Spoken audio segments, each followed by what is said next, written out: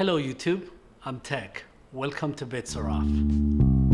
On today's video, I'd like to show you how I solved when I ran out of USB outputs or connections. Let's see what came in the packages.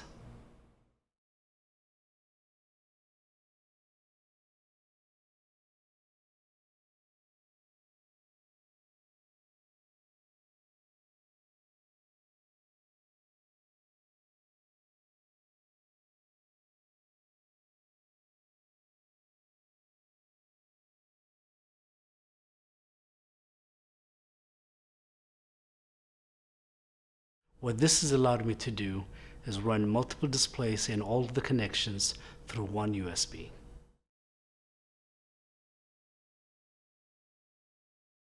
Whether you're setting up an office or making incremental upgrades to your office, a USB 3.0 hub would be one of your best choices for your gear. It would give you tremendous capability of adding multiple monitors to the hub.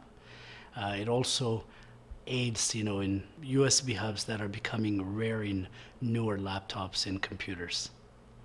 This is Tech with Bits Are Off. Thank you for watching.